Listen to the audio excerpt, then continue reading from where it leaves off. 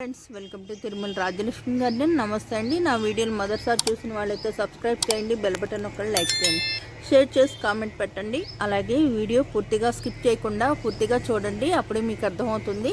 ఇక వీడియోలోకి వెళ్దాం. ఈరోజు మాసుపత్రి మొక్క గురించి చెప్తున్నానండి. కొందరు కామెంట్స్లో అడుగుతున్నారు, మాసుపత్రి మొక్క పువ్వు పూస్తుందా, అలాగే దవనానికి మాసుపత్రి ఒకటేనా అని అడుగుతున్నారు. ఇది మాసుపత్రి మొక్క ఇలా ఉంటుంది. దీని ఆకులు ఇలా ఉంటాయి. చామంతి ఆకులు కొంచెం పోలి ఉంటుంది, కాకపోతే కొద్దిగా తేడా ఉంటుంది. ఇది చామంతి మొక్క ఆకు, ఇది మాసుపత్రి ఆకు అన్నమాట. అయితే వాసన మటుకు చాలా బాగుంటుంది. దీనికి ఇదిగోండి ఇప్పుడిప్పుడే మొగ్గలు వస్తున్నాయి అన్నమాట. పువ్వు పూయటానికి రెడీగా ఉంది. పువ్వు కూడా పూస్తుందండి. ఇది తెల్లటి పువ్వు పూస్తుంది చిన్నగా. అయితే గుంటగరగ ఆకు పువ్వు ఎలా ఉంటుందో అలా ఉంటుందన్నమాట. దీని పువ్వు చాలా తక్కువ, దాని నుంచే విత్తనాలు కూడా తయారవుతాయి. ఇప్పుడు మరువం ఎలా విత్తనం వేస్తుందో ఇది కూడా అలాగే పువ్వు పూసి విత్తనం వస్తుందండి. కొమ్మల ద్వారా కూడా ఇది పెట్టుకోవచ్చు.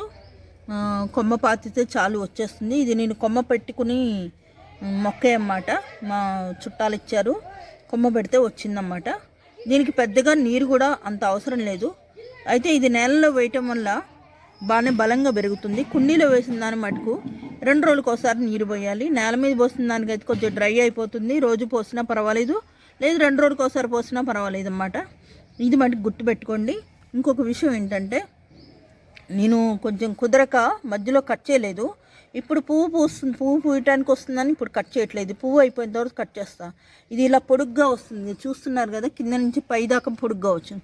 ఇక్కడ తల నరికేస్తే కట్ చేసేసాం అనుకోండి, అప్పుడు కొమ్మలు పక్క నుంచి కొమ్మలు వస్తాయి అన్నమాట. ఎక్కువ కొమ్మలు వస్తే ఎక్కువ మొక్క పెద్దగా పెరుగుతుంది. ఈ టిప్స్ పాటిస్తే చాలు. పెద్దగా ఫెర్టిలైజర్స్ ఏమీ ఇవ్వక్కర్లేదు, నీరు ఇస్తే చాలండి. మొక్కకి పెద్ద ఫెర్టిలైజర్స్ ఇవ్వకలా. అయితే ఆకు ఈ శీతాకాలం కాబట్టి పురుగు పట్టే అవకాశం ఉంది. కాస్త నీమ్ ఆయిల్ కానీ పుల్లటి మజ్జిగ కానీ 20 రోజులకు ఒకసారి స్ప్రే చేసుకుంటే సరిపోతుంది. మీరు కూడా మీ గార్డెన్లో ఈ మొక్క తప్పకుండా వేసుకోండి. నర్సరీ నుంచి తెచ్చుకోండి, 50 రూపాయల కంటే ఉండదు.